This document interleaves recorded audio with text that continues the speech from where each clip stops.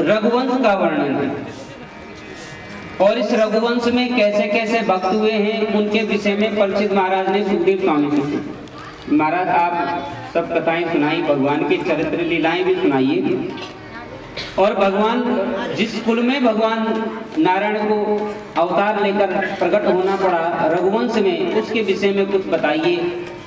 कैसा वो कुल था जिस कुल में भगवान को अवतार लिया, किस कारणों से लिया। भगवान श्रोतुमिच्छामि राजर्षि तस्य धीमतः। महाराज आप बताइए उस कुल में, क्योंकि बहुत धी माने बुद्धि, भक्ति युक्त बुद्धि वाले रहे होंगे तभी तो भगवान आए। समझना, भक्त कहाँ उत्पन्न होते हैं, जहाँ माँ बाप भी बड़े सुंदर है। परीक्षित जैसा भक्त कहाँ हुए कि भीष्म पितामह भक्त और युधिष्ठिर भी भक्त, अभिमन्यु भी भगवान के भक्त, तब जाकर के कौन हुए, परीक्षित महाराज। इधर मातृकुल में उनकी कुंती जो दादी बूढ़ दादी हैं, उसके बाद द्रौपदी जो हैं वो दादी हैं, और उसके बाद उनकी जो माँ हैं कौन है, उत्तरा। ये कुल में सब भक्त हैं, इसलिए परीक्षित जैसे भक्त पैदा हुए। माताएं अगर अच्छे प्रभाव में और भक्तिपूर्ण हैं तो बच्चे स्वभाव से ही, चाहे वो किसी भी अवस्था में रहें, वो पूजा पद्धति अपनी परंपरा को त्याग कभी नहीं कर सकते। माँ का गुण ज्यादा रहता बच्चों में। इधर कहते हैं बताइए उस कुल में, तो रघुकुल के विषय में चर्चा आई, कैसे कैसे भक्त हुए। कहते महाराज इस कुल में एक राजा हुए अम्बरीश जी महाराज। कौन हुए, अम्बरीश जी महाराज। और अम्बरीश जी महाराज बहुत परम वैष्णव थे, पति पत्नी में बहुत प्रेम, दोनों ही लड्डू गोपाल जी की बहुत सेवा करने वाले। अभी जब हम लोग कई जगह, मैं कभी किसी कथा में जाता हूँ और जब ठाकुर जी को लेकर के चलता हूँ तो हमारे जो बच्चे हैं वो कहते हैं कहाँ ले जा रहे हो, इनको यहीं रहने दो, हम किसकी पूजा करेंगे। जब बच्चे जिस प्रकार से जैसे जैसे देखते हैं वो उस चीज को देखते हैं। अम्बरीश जी महाराज पति पत्नी नित्य ठाकुर जी का पूजन बड़ा कैसा वैभवशाली होता है। भगवान को चमक दमक बहुत पसंद है, सुंदर आसन हो, सुंदर भोग लगे, अच्छे पात्रों में भोग लगे, सुंदर उनके लिए वस्त्र हो। राजसी पूजा भगवान नारायण की होती है, भगवान का पूजन करते हैं अम्बरीश जी महाराज। पत्नी भी भगवान का पूजन, दोनों ने अपने अपने ठाकुर जी रखे हुए अलग अलग, दोनों सजाते हैं। तो दोनों में लड़ाई होती कि मेरे सुंदर, वो कहते मेरे सुंदर, आज मेरे ज्यादा सुंदर। यहाँ पर पति पत्नी में दोनों में भगवान की सौंदर्य को लेकर के परस्पर क्या होती है, चर्चा करती। कहते हैं कुछ काल बीता, अमृतो महाराजा सप्तद्वीपवती महिम। यद्यपि पूरे एक छत्र सप्तद्वीपों के राजा हैं, एक छत्र राज्य आकर के आया अम्बरीश जी के पास में। कहते हैं महाराज हमें, मैं जब पहरे में होता हूँ रानी के महल के पास में, तो उनके महल से रोज किसी पर पुरुष की आवाज आ रही है, उनके कक्ष में जाने कौन होता है। अम्बरीश जी महाराज ने कहा उनके कक्ष में कोई होता है। अम्बरीश जी को लगा कि चलो आज रात्रि में छिप करके देखूंगा। कहते हैं जब वो अपने रानी के महल में और उनके जो कक्ष था उसके झरोके से झांक करके अंदर देखा तो लड्डू गोपाल स्वयं सुंदर से बालक बन करके घुंघराले बाल और उनकी पत्नी ताली बजा करके अपने गोविंद को नचा रही है। कहते दोनों में से जिनकी भक्ति प्रगाढ़ हो गई तो गोविंद को भी साकार सगुण रूप लेकर के प्रकट होना पड़ा। अम्बरीश जी ने कहा मेरी भक्ति आज तक ऐसी प्रगाढ़ नहीं हुई कि कभी उनको प्रकट करता, ये धन्य है, इसकी भक्ति के कारण मुझको भी गोविंद के दर्शन हुए। ऐसी भक्ति करते हैं। एक बार अम्बरीश जी महाराज एकादशी का व्रत करते हैं नित्य, जब भी एकादशी आती है, और नियम था कि हर एकादशी में द्वादशी लगते ही पारणा करना होता है, चाहे तुलसी जल तुलसी इत्यादि जो भी ग्रहण करने करके और व्रत बोला जाए। एक बार दुर्वासा जी पधारे और दुर्वासा जी जब आए तो अम्बरीश जी को लगा कि आज मेरा एकादशी का व्रत है, पारणा से पहले संत जीव ले, उससे बड़ा सौभाग्य क्या हो सकता है। दुर्वासा जी को कहा महाराज आप मेरे यहाँ भोजन पाइए। दुर्वासा जी ने कहा मेरे साथ शिष्य भी हैं, ठीक है मैं अभी नदी में स्नान करने जा रहा हूँ और लौट करके आऊंगा तब भोजन पाएंगे। अब दुर्वासा जी गए तो नहाते ही रहे, बहुत देर हो गई आए नहीं, और द्वादशी पारणा का समय आ गया। अमरीश जी ने ब्राह्मणों से पूछा, महाराज क्या करूं? कहते महाराज ऐसा कीजिए, आप जब तक संत आते हैं उनको बिना भोजन पवाए आप लोगे तो दोष लगेगा, इसलिए ऐसा कीजिए आप जल पी करके ठाकुर को स्नान का और पारणा कर। वो जल लेकर जैसे ही ग्रहण करने वाले थे अमरीश, तब तक दुर्वासा जी आ गए। कहते हो धूर्त कहीं के, संतों को बुलाकर उनसे पहले जलपान कर रहे हो। कहते वहीं पर क्रोध में बड़े गुस्से में होकर के अपनी एक जटा पटकी, उससे एक कृत्या उत्पन्न की, कहा जाओ मार रहा। अमरीश जी ने हाथ जोड़े कि हे प्रभु, अगर सचमुच मेरे से संतों का अपराध हुआ तो ये कृत्या मुझको जलाकर भस्म कर देगी। कहते हैं जैसे ही कृत्य आया मारने के लिए कृत्या, तो कहते हैं अमरीश जी की रक्षा के लिए भगवान का सुदर्शन चक्र वहां प्रकट हो गए और सुदर्शन चक्र ने तुरंत ही कृत्या को मार दिया। अब दुर्वासा की ओर भागा। दुर्वासा जी ने देखा ये तो गांव उल्टा पड़ गया, ये तो क्या, कहते प्राणों की रक्षा के लिए भागे। इधर अमरीश ने देखा महाराज हुआ भी कुछ नहीं, व्रत का उद्यापन भी नहीं कर पाया और अब तो संत भी भाग गए, अब कैसे क्या होगा। द्वार पर खड़े कि जब तक संत नहीं आएंगे मैं भी नहीं पाऊंगा। पति पत्नी खड़े। अमरीश यहाँ दुर्वासा जी भागे। ब्रह्मलोक में ब्रह्मा जी ने कहा महाराज मैं रक्षण नहीं कर सकता। शिवलोक में गए, कैलाश में गए, शंकर भगवान ने कहा जिसका अपराध किया वहां जाइए। विष्णु लोक में भगवान क्षीर सागर में गए, नारायण के पास, कहते महाराज भगवान ने कहा अरे दुर्वासा जी ऐसे भागे भागे कहाँ जा रहे हो? कहते महाराज आपका सुदर्शन चक्र पीछा ही नहीं छोड़ता है, आप इसको आपका है, शांत कीजिए, प्राणों की रक्षा कीजिए, थक भी बहुत गया हूँ भागते भागते, भूखा प्यासा हूँ। भगवान ने कहा मैं कैसे आपकी रक्षा कर सकता हूँ, मैं तो अपने भक्तों के अधीन हूँ, वो आदेश देंगे तभी। अहम भक्त पराधीना, मैं भक्तों के अधीन हूँ, मेरे उसी के पास जाओ, अगर वो क्षमा करेगा तो ये स्वभाव से शांत हो जाए। दुर्वासा जी भागे वहां से, सारे लोगों से घूमते घामते फिर अमरीश जी के पास। अमरीश जी ने देखा महात्मा जी अहो भाग्य मेरे, आप आए, नहीं तो मुझको पाप लगता संतों को। कहते हैं पाप लगे कुछ हो, पहले इसको शांत कर। अमरीश जी ने हाथ जोड़े, कहते अगर मैंने सच्ची निष्ठा से मैंने भगवान का पूजन किया है, अगर कुछ चाह ना करके, तो ये सुदर्शन शांत हो जाए। सुदर्शन चक्र शांत हो गए। दुर्वासा जी को आज बहुत कष्ट हुआ। कहते हैं हम अपने अहम में जीते रहे कि हम बहुत बड़े तपस्वी हैं। अहो अनंत दासानाम तुम दृष्ट मध्य में, आज मैंने भगवान के भक्तों को महत्व को जाना। कैसे भगवान के भक्त है? कृतागतोपि यदराजन मंगलानि समीहसे, जो कहते हैं भगवान को समर्पित हो चुके हैं उनका अमंगल कोई नहीं कर सकता, उनको उनका अहित कोई कर ही नहीं सकता है। और रोते रोते भगवान को जो अर्पण किया था, दुर्वासा जी ने आंखों से आंसू झरते हैं। उनकी प्रगाढ़ भक्ति उस सदग्रस्त को देख करके, उनकी निष्ठा, उनकी भक्ति, उनका समर्पण देखकर दुर्वासा के आंखों से आंसू बहते रहे और वो भोजन प्रसाद पाते रहे। तब गए। ऐसे कुल में भगवान राम का प्रादुर्भाव। कहते हैं फिर वहां कहते हैं उसमें इस रघुकुल में राजा हुए दशरथ। और आइए इस कथा में प्रवेश करें। अपने अंतःकरण को हम कहां? अवध अयोध्या ले जाते हैं। दशरथ कैसे हैं? बड़े धर्मशील हैं।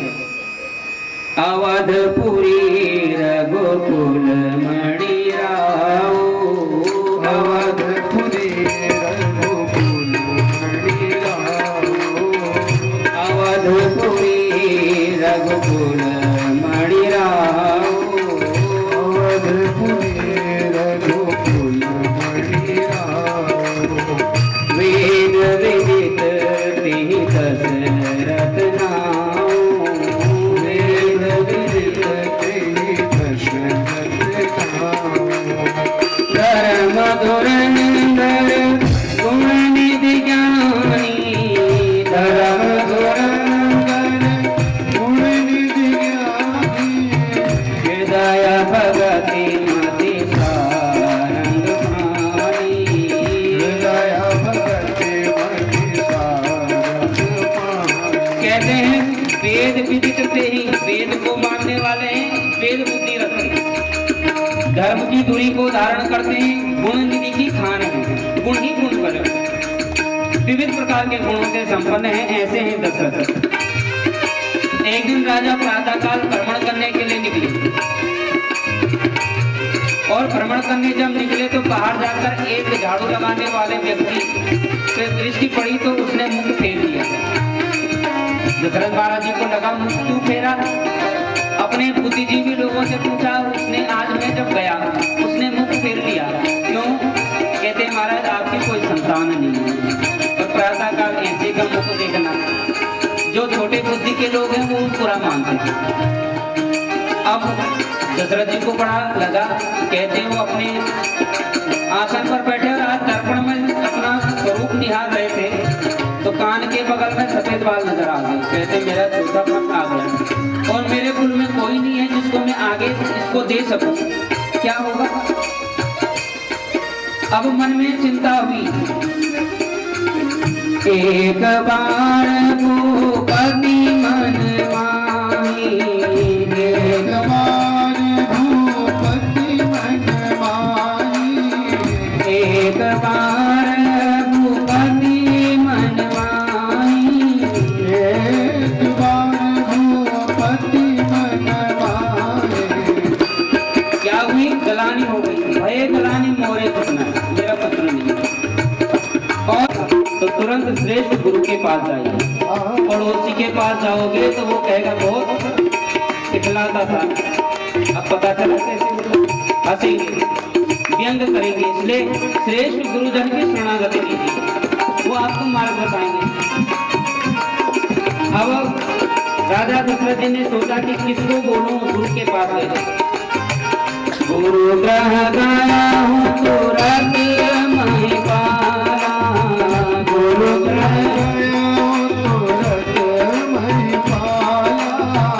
चरण लागे करे विनय विशाला, चरण लागे करे विनय विशाला। और जब किसी संत गुरु श्रेष्ठ के पास जाओ तो रोना धोना मत करो। पहले अपना जो है वैभव उसको बोले कि आपकी कृपा है, संतों की कृपा है, पूर्वजों की कृपा है कि आपकी कोई कमी कहीं नहीं है। दशरथ जी महाराज ने, आप जाते हो तो कहते महाराज कहाँ है, कहीं देना ना पड़े। इसलिए पहले क्या बताते हो? नेगेटिव बताते हो कि जो कम है और जो छिपा के रखा है उसको नहीं। राजा दशरथ क्या बताते हैं? पहले निज दुख सुख गुरु ही सुनाया, निज दुख सुख सब गुरु ही सुनाया। अपना जो निज सुख दुख गुरु ही सुनाया। सुख दुख पहले दुख फिर दुख। और कहते महाराज जब गुरुदेव ने सुना तो गुरुदेव तुरंत कर वही कि राजन चिंता मत करो, इसका उपाय है। कहते हैं कहीं वशिष्ठ बहुविधि समझ आया हूँ, कहा मैं तुम्हारे लिए सोचा है कि तू श्रेष्ठ यज्ञ कर और उस यज्ञ को करने के बाद आपके मनोरथ पूर्ण होंगे और एक नहीं आपके 4 पुत्र होंगे, ये मुझको निश्चित है।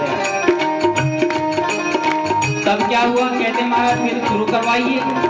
तब वशिष्ठ जी ने श्रृंगी मुनि को बुलाया, क्योंकि इस यज्ञ के विशेषज्ञ हैं श्रृंगी जी।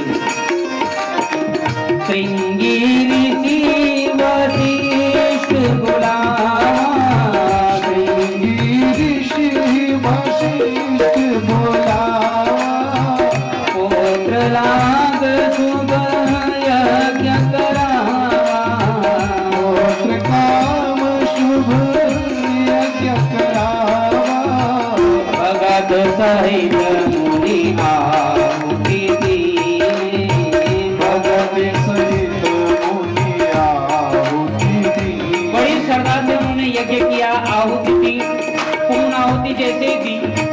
कहते हैं प्रगटे अग्नि स्वरूप कर लीने, जैसे पूर्ण आहुति दी तो अग्नि भगवान प्रकट हुए, हाथ में एक खीर का पात्र लेकर के और पात्र लेकर के श्रृंगी मुनि को अर्पण किया। कहते हैं ये आप प्रसाद में रानियों को दे और उनके मनोरथ पूर्ण होंगे।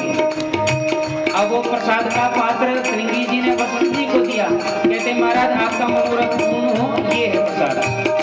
विधि बता दी। वशिष्ठ जी ने वो प्रसाद राजा दशरथ जी को दिया। कहते रानियों को दे दो। तीनों रानियां सामने आ गई। कौन कौन है रानियां बताओ? कौशल्या, कैकेयी और सुमित्रा। अब इनमें सबसे जो है सबसे बड़ी है कौशल्या। अब कौशल्या को जैसे देने लगे तो पहले कैकेयी उड़ गई, कहते मेरे को दे दो। दशरथ जी ने कहा कोई बात नहीं, ले लो, कोई भी ले लो, पहले दिया। उसके बाद किसको दिया? कौशल्या को। और अंत में किसको दिया? सुमित्रा को। सुमित्रा जी को जैसे ही दिया, पुत्रों की सेवा में अर्पण कर दूंगी। और हुआ भी ऐसे ही।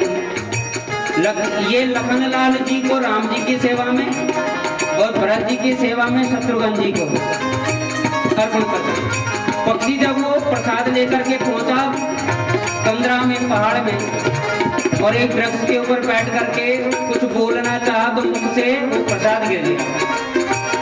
और वहां अंजनी माता जो है वो बैठी तप कर रही है। उनके जैसे पास में प्रसाद गिरा, कहते भगवान का है, फल मिला है, उसको ग्रहण किया तो उनके गर्भ में श्री हनुमान जी महाराज का प्रागट हुआ।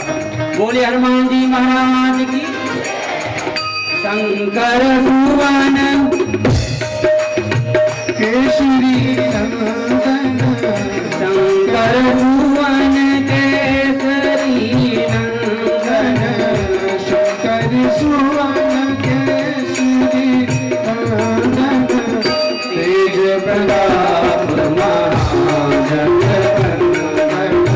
तेज प्रताप महाजगवंदन, विद्यावान गण अति चातुर, राम काज करिबे को आतुर, को रसिया राम लखन सीता मन बसिया। हनुमान जी का प्रादुर्भाव हुआ और ये भी परम भक्त हुए भगवान।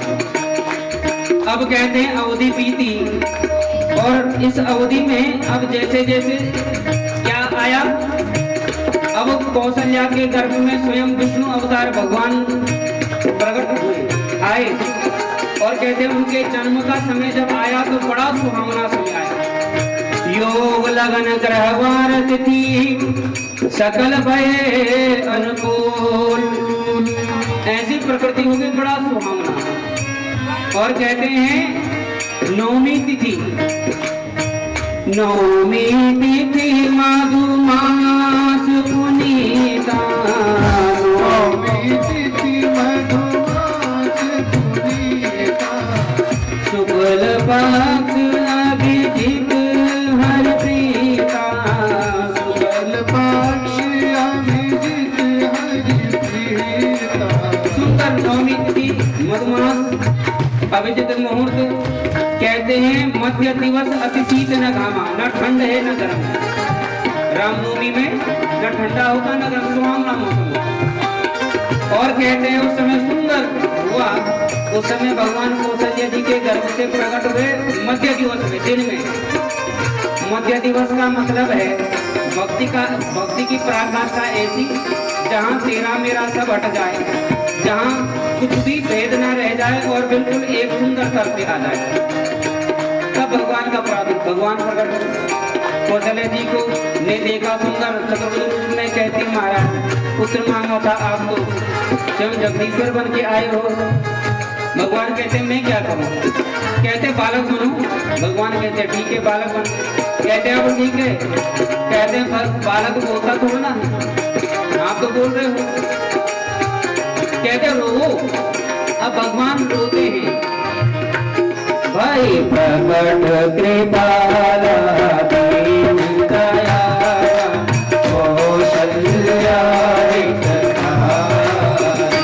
भाई प्रकट कृपाला दीन दयाला, कौशल्या हितकारी।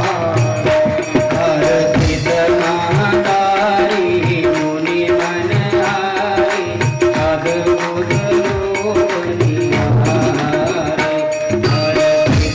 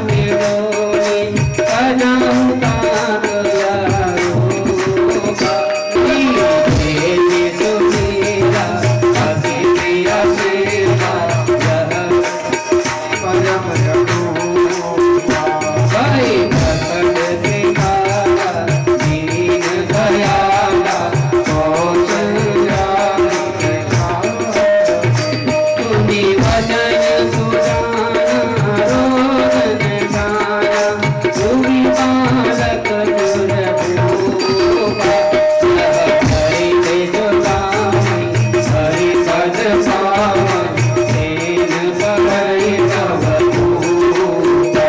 हरि भगत बाला दीन दयाला, कौशल्या हितकारी। भगवान जब अवतार लेते तो आनंद ही आनंद हो जाता है। और हम लोग इस भागवत कथा में, इस आयोजन में इतना समय नहीं है कि राम कथा में इतना जाएं, तो भगवान राम के चरणों में हाजिरी लगाकर आगे कृष्ण कथा तक जाएं। अब जो इसमें भगवान के जन्म में ताली नहीं बजाएगा ना, तो पड़ोसी की कसम है ना। बगल में है ना जो बैठा, तो अब फोन ही मानना, कहना भाई ताली बजा, मेरी कसम है। राजा राम राम राम राम, राजा राम राम राम, सीता राम राम राम, राजा राम राम राम, राजा राम राम राम, सीता राम राम राम, राजा राम राम राम, सीता राम राम, राजा राम राम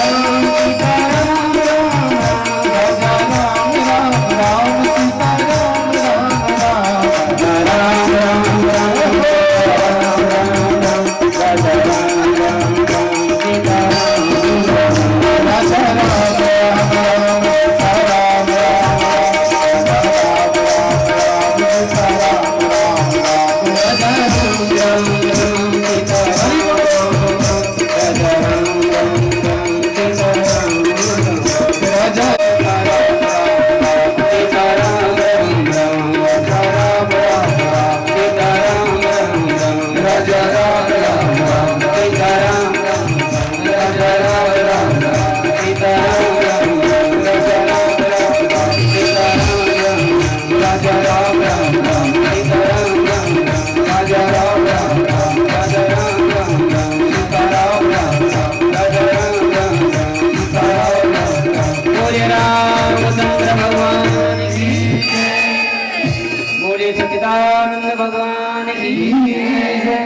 अब भगवान की राम दे करके, क्योंकि ये विषय इसमें भी बहुत सूक्ष्म श्लोकों के माध्यम से राम कथा को कहा गया है, बहुत कम स्पर्श किया है, क्योंकि मर्यादा राम से। और कहते हैं भगवान बिना राम की कथा की। परीक्षित महाराज ने कहा, महाराज आपने यदुवंश जो चंद्रवंश की, जो सूर्यवंश की कथा सुनाई, अब आगे आप बताइए कि भगवान कृष्णचंद्र जिनके इतने भक्त हमारे पूर्वज ज्यादा लोग रहे, उनके उत्पत्ति की कथा में सुनना चाहता हूँ। कथितो वंश विस्तारो भवता सोम सूर्ययो। आपने जो विस्तार मुझको बताया, अब चंद्रवंश में भगवान यदुवंश में हुए, उस वंश के विषय में कैसी कथा है आप वो बताइए। कहते हैं जब इस पृथ्वी पर पाप बहुत ज्यादा बढ़ गया, तो कहते धर्म रूपी बैल और गाय रूपी पृथ्वी स्वरूप धारण करके सब क्षीर सागर में भगवान के पास पहुंचे कि महाराज आतताई असुरों का बहुत उत्पाद बढ़ गया है, आप कृपा करके ऐसी कृपा कीजिए कि आपके द्वारा इस पृथ्वी का भार हरण, जो असुर हैं वो भार से निवृत्ति हो सके, जो बोझ है वो हट सके। भगवान ने कहा मैं इस को जरूर निश्चित रूप से आपके इस मनोरथ को पूर्ण करूंगा। देवता भी भगवान की उपासना में आए हैं, इच्छा मांगी है कि आप हमारे मनोरथ को पूर्ण कीजिए और जो असुरों से इतना भय खाते हैं उसको दूर कीजिए। भगवान ने कहा मैं अवतार लूंगा निश्चित, पर कहते हैं मैं मथुरा में अवतार लेकर के, और कहते फिर गोकुल में आकर के मैं अपनी लीलाएं करूंगा। इस लीला में आप मेरा सहयोग करना, कोई ऋषि रूप में, कोई गौ रूप में, सारे देवताओं को कहा मेरी लीला में सहायतार्थ आप वहां पृथ्वी लोक पर पधारिए। सारे देवता ऋषिगण श्रेष्ठ जन प्रियजन सारे के सारे आकर के गोप गोपियां इत्यादि विविध प्रकार की लीलाओं में भगवान के सहायतार्थ वहां प्रकट हुए। यहाँ भगवान कहते हैं असुर वृत्ति ऐसी होती है उस पे अपने रिश्तों का भी कोई मान नहीं होता है। देवक की कन्या कहते हैं देवकी का विवाह,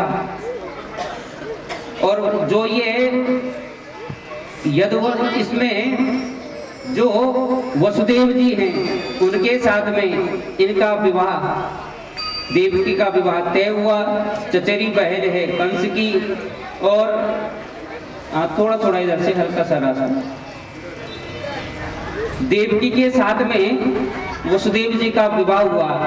विवाह करके कहते हैं उनको विदा करने के लिए जब भगवान ये कंस ने सोचा कि मैं अपने हाथों से अपनी बहन को विदा करूंगा, तो कहते रथ हाँकने लगे। तो उसी समय आकाशवाणी से भगवान ने कहा कि मेरे जिस बहन को इतने प्रेम से तू विदा कर रहा है इसी के अष्टम गर्भ से तुम्हारी मृत्यु होगी। ये सुनकर कंस कहते हैं बहुत क्रोधित हुआ, देवकी के केश पकड़कर रथ से नीचे पटक दिया, तलवार निकालकर गर्दन काटने को उद्यत हुआ। तो वसुदेव जी ने हाथ रोक लिया, कहते एक तो अबला स्त्री को मारो पाप है, दूसरी आपकी बहन है। मैं वचन देता हूँ कि पत्नी का रक्षा करना मेरा धर्म है, इसके गर्भ से जो संतान होगी मैं आपको दे दूंगा, इसका वध मत कीजिए। कंस ने कहते हैं अब छोड़ दिया और पहरा बिठा दिया। कहते हैं जैसी प्रथम संतान हुई देवकी के द्वारा, वसुदेव जी उसको लेकर के और सीधे कंस के पास गए। कंस ने देखा उस बालक को, सुंदर स्वरूप देखकर कहा कि इससे मेरे को भय नहीं, छोड़ दिया। फिर दूसरी संतान हुई, कंस ने उसको भी कहा ये भांजा है मेरा, छोड़ दिया। तीसरा, चौथा, पांचवा, छठवां, भगवान ने सोचा इतना धर्मात्मा बनेगा तो इसके पाप का गड़ा भरेगा कैसे कैसे। उन्होंने संकल्प मात्र से, और कहते हैं तब वहां पर नारद जी प्रकट हो गए। नारद जी को कंस ने देखा, और कंस ने जब नारद जी को देखा तो नारद जी के लिए आसन छोड़कर खड़ा हो गया। कहते महाराज आप भले टाइम पे आए। कहते क्या हो गया? महाराज मैं तो बहुत संकट में, इस समय मेरे को नींद नहीं आती, स्वप्न में भी अपना काल नजर आता है। आप इतना बता दीजिए मेरा काल कैसा होगा, कब आएगा, उसके लक्षण क्या होंगे। अब नारद जी को तो यही चाहिए था, पहले खूब डराया। कहते आपका काल तो काला काला होगा। कैसे होगा? काला, मुरली वाला होगा। और कहते हैं उसका इतना भ्रमित हो जाएगा कि तेरी बुद्धि काम नहीं करेगी उस समय जब वो तेरे सामने आएगा, तेरी सोच समझ सब खत्म हो जाएगी। कंस डर गया। कहते महाराज क्या मुझको पता नहीं चलेगा? कहते कौन से अभी आ भी गया होगा तो तुम्हें कौन सा पता चल गया? कहते कैसे में? अब वहीं पर भूमि पर नारद जी ने एक लकड़ी पकड़ी, भूमि पर 8 रेखाएं खींच दी। कंस को कहा बताओ कौन सा 8वां? अब आप और हम लोग सामने बैठे और मैं 8 रेखाएं खींचूं, मैं तो 1 2 3 ऐसे करके, आप उधर से है, मैं कहूँगा इधर से, आपके हिसाब से जो मेरा 8वां वो आपका पहला, और जो मेरा पहला है वो आपका 8। अब कंस को इस प्रकार से घुमा दिया कि जिसको मैं पहला कह रहा हूं वो तू गिन के बता। तो कंस के लिए वो गिनते हुए 8 हो जा रहा है। कंस को सारी रेखाएं 8 करके बता दी नारद जी ने। ब्राह्मण बुद्धि का पार पाना, ब्राह्मण बहुत चतुर होते हैं, उनके बुद्धि में उनके अनुसार ना हो तो वो अपने अनुसार ही तिथि निकाल कर बैठ कर लो जो करना। करते कि नहीं करते? होता है ना। अब यहाँ पर एक परिस्थिति ऐसी आई कि अब कंस भ्रमित हो गया। कंस ने कहा ठीक कहा, मैंने इन्हें 6 को छोड़ दिया, अब इनमें से जाने कौन सा मेरा काल है। इसलिए वहीं जाकर के खेलते हुए बच्चों को देवकी के सामने तलवार से सबको मार दिया। देवकी रोती रही, बिलखती रही। कहते जैसे देवकी के घर में 7वां गर्भ आया तो भगवान ने योग माया से आज्ञा करके उसको संकर्षण के द्वारा निकाल करके, और कहते हैं नंदग्राम में गोकुल भेज दिया। गोकुल में उनकी एक पत्नी रहती है रोहिणी, नंद बाबा के पास, यशोदा जी के साथ। रोहिणी के गर्भ में स्थापित कर दिया। और रोहिणी के गर्भ से जब ये बालक हुआ तो ना रोता है, ना हंसता है, ना कुछ करता है, कुछ चेष्टा नहीं है। ब्राह्मणों को बुलाया, नंद बाबा ने कहा भाई ये बालक हुआ, ये तो ना रोता ना कुछ, कहीं ऐसा तो नहीं कुछ गड़बड़ है। ब्राह्मणों ने जन्म पत्री बनाकर कहा महाराज जब तक इसके यशोदा के पुत्र नहीं होगा ये ना हंसेगा ना बोलेगा, ये तो कुछ चेष्टा ही नहीं करेगा। नंद बाबा ने कहा इतने जब तक कर लिए अभी तक तो नहीं हुआ, अब कैसे होगा। ब्राह्मणों ने कहा महाराज एकादशी का व्रत रखिए, निश्चित ही यशोदा जी के पुत्र होगा। अब सारे गोकुलवासियों ने यशोदा के पुत्रों इसलिए एकादशी का व्रत रखा। तभी तो यशोदा जब मारने के लिए भगवान को जाती है, गुस्सा करती हैं, बाल बाल कहते थे यशोदा तेरा ही थोड़े ना है, हमने भी, हमारा भी पुत्र है, क्यों मारती हो, हाथ मत लगा देना इसको। तो कहते यहाँ पर अब सबने रखा तो कहते तब भगवान देवकी के गर्भ में और इधर यशोदा के गर्भ में भगवान ने अपनी योग माया को दी। किसको? योग माया। और उनके नंद भवन में होने के कारण नाम पड़ा नंदजा। देवी का एक नाम है नंदजा। दुर्गा सप्तशती जो पढ़ते हैं ना तो उसमें एक रहस्य है नंदजा। उन देवी का नाम नंद के द्वारा जाए होने के कारण नंदजा पड़ा। और कहते हैं इधर भगवान अष्टम गर्भ में प्रकट हो गए। अब जब गर्भ में आए तो इतना तेज हुआ तो अब कंस को बिल्कुल पक्का हो गया कि ये 8वां गर्भ ही है। अब तो बाकी तो हो गए, 7वां गर्भ था वो खंडित तो हो गया, ऐसा प्रतीत हुआ। अब 8वां है। और इतना तेज कि जब देवकी के वहां कारागृह में पहुंचा तो आंखें नहीं मिला पाए, इतना तेज था कि भय के कारण निकल गया। और साक्षात भगवान के जो अनुज हैं बलराम ने अपना शेष अवतार रूप जब दिखाया, कंस तो उल्टे पांव बड़बड़ा के गिरा और भय से उस कारागृह में गया ही नहीं था। इधर देवता आज देवकी के गर्भ स्तुति करने आए।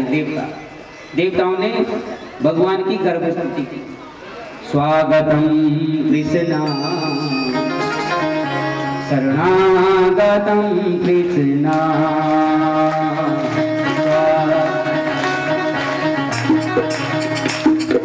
स्वागतम कृष्णा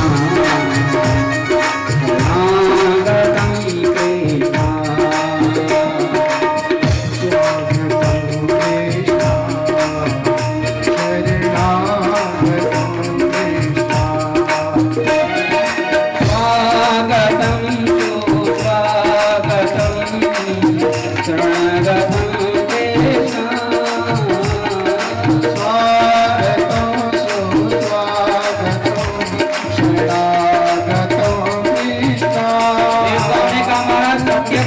सत्य परम सत्य।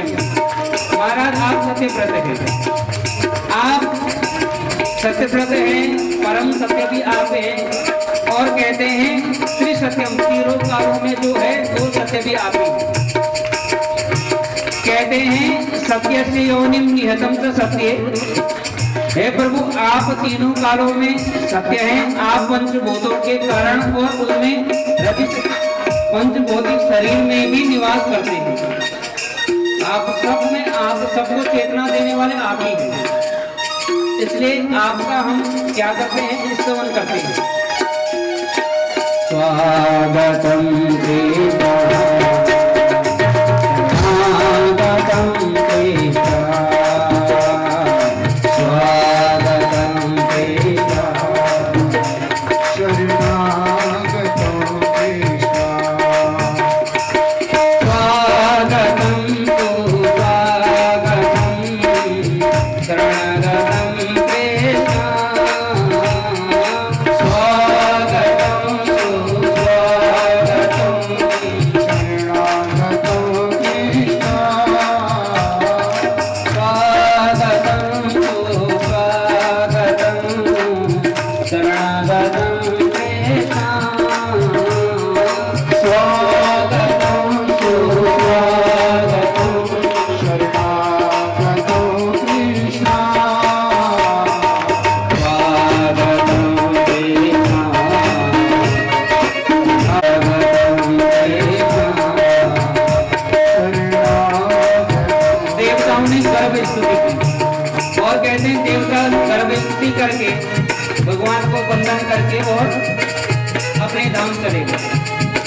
इधर कहते हैं देवकी के जैसे 9 मास पर्यंत समय बीता, भगवान देवकी के गर्भ से कहते हैं अब प्रकट होने का समय आया। भगवान देवकी के गर्भ से निशीतेतम अद्भुतम जायमाने जनार्दने, भगवान देवकी के गर्भ से प्रकट हुए। पर कैसे प्रकट हुए? चतुर्भुज रूप में। और देवकी और वसुदेव कैसे हैं? बेड़ियों में, कारागृह में। देवक्याम देवरूपण्याम विष्णु सर्वगुहाशया, भगवान चतुर्भुज रूप में प्रकट हुए। देवकी वसुदेव ने हाथ जोड़कर वंदन किया। कहते हैं महाराज, भगवान ने कहा तुमने मेरे को मांगा था, मैं तुम्हारे अनुसार आ गया हूँ तुम्हारे संकल्पों को पूरा करने। अब आगे भगवान कहते हैं, देवकी वसुदेव ने कहा महाराज हमने पुत्र मांगा था, आप तो पिता बनकर आए हैं, आप बालक बन जाओ। भगवान कहते हैं मैं बालक बना अगर, अभी तो कंस आ जाएगा तो मैं तुमको बचा सकता हूँ, पर अगर मैं बालक बन गया तो तुमको मेरी रक्षा करनी पड़ेगी। वसुदेव देवकी ने अपनी बेड़ियां दिखाई। कहते हैं महाराज ये बेड़ियां कैसे रक्षा करेंगे? कहते हैं जब मैं बालक बनूंगा वसुदेव जी आप मुझको अपने मस्तक पर धारण करना और मुझको उठाकर कहाँ गोकुल में छोड़कर आ जाए, आपके सारे बंधन खुल जाएंगे। कहते हैं अब जैसे भगवान छोटे हुए तो भगवान की योग माया से सारे पहरे सो गए। वसुदेव जी ने भगवान को माथे पर धारण किया तो बेड़ियां खुल गई। इसका मतलब भगवान को जीव जब पूर्ण रूप से समर्पित होकर के उनको ही सर्वस्व मानकर स्वीकार करता है, स्वामी मानता है, सारे बंधन अपने आप खुल जाते हैं, बंधनों से मुक्त हो जाता है। वसुदेव जी भगवान को लेकर के चले और जैसे मस्तक पर रखा सुख में लेकर चले तो बारिश हो रही है, बिजली कड़क रही है, चारों ओर बारिश बहुत तेज है। और कहते हैं भगवान को मस्तक पर रखकर चले तो यमुना को पार करने के लिए उतरे, यमुना का जल बहुत बढ़ गया। यमुना भरने लगी उछाल, यमुना भरने लगी उछाल, यमुना का जल बहुत तेजी से ऊपर बढ़ने लगा। अब हमारा यमुना का जल ऊपर बढ़ने लगा। यमुना जी ने सोचा वैसे तो भगवान की मेरे पति हैं, पति के चरण छू। कहते यमुना ऊपर बढ़ी। अब वसुदेव जी की दाढ़ी दिखी तो शत्रु जी सामने आ गए। कैसे ऊपर जाए? भगवान ने देखा यमुना पाँव छूना चाहती बढ़ रही है, तो भगवान ने पाँव चुपचाप नीचे किया, यमुना ने स्पर्श किया और यमुना घट गई। वसुदेव जी सहजी लेकर के गए और यशोदा जी के यहाँ जो कन्या हुई है उनके गर्भ से भगवान को रखा और कन्या को लेकर आ गए। कन्या को लेकर जब मथुरा वापस पहुंचे तो कहते हैं उन्होंने जब राजा कंस को पता चला कि उनके यहाँ संतान हो गई है तो दौड़ करके आया, देखा कन्या। कहते हैं ऐसे कैसे हो? कन्या को ही मार देता हूँ, ठीक है, उठाकर पटकना चाहा भूमि पर। कन्या छूट गई और अष्टभुजा रूप में देवी के रूप में प्रकट। बोले जगदम्बा माता की। भगवान जगत जननी वहां प्रकट हुई और उन्होंने जैसे ही देखा कंस को मुस्कुराकर कहती, रे कंस तुझको मारने वाला तो कोवा ग्रामी कहीं और प्रकट हो चुका। और कहते हैं इतना कहकर अदृश्य हो गई।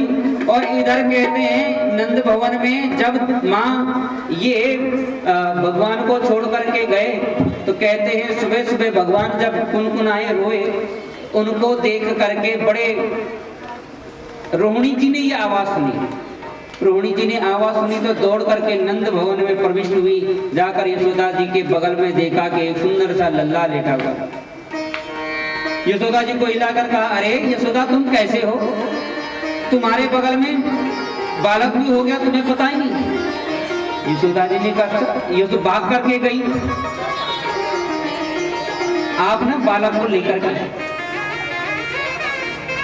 महाराज भगवान ये तो भूल ही गए कि पीछे भी तैयारी है। कोई बात नहीं, उत्सव में बात एक ही है, भगवान को लेकर के आइए। नंद भवन में नंद बाबा प्रातःकाल ब्रह्म मुहूर्त में गौशाला में जप कर रहे। रोहिणी जी भाग करके गई, कहते बाबा बधाई हो। कहते क्या हो गया रोहिणी? कहते हैं आपके जो घर में, आपके जो गृह में, आपके मनोरथ पूर्ण में एक सुंदर बात आपको सुनाना चाहती हूँ। मुझको क्या मिलेगा? नंद बाबा ने कहा जो मांगोगी, अगर जैसी बात आप जो मांगोगी मन से वो मिलेगा। कहते आपके गले में जो बहुकीमती है वो मिलेगा। नंद बाबा ने कहा निश्चित, बताओ तो। कहते बाबा आपका पुत्र हुआ है। नंद बाबा के तो आनंद में सराबोर हो गए और कहते हैं अब नंद बाबा जो 80 वर्ष के थे, 16 वर्ष के ग्वाल वालों ने पता चला सबको तो ऐसे सजाया, सुंदर रेशमी पगड़ी पहनाई, सुंदर रेशमी धोत वस्त्र पहनाया, सुंदर वस्त्र पहने। और नंद बाबा अब ग्वाल बाल उनको कहते हैं सब देखने के लिए, भगवान के दर्शन के लिए दौड़ रहे हैं। आइए हम लोग भी भगवान की छवि का दर्शन करें। नंद घर आनंद भय जय कन्हैया लाल की।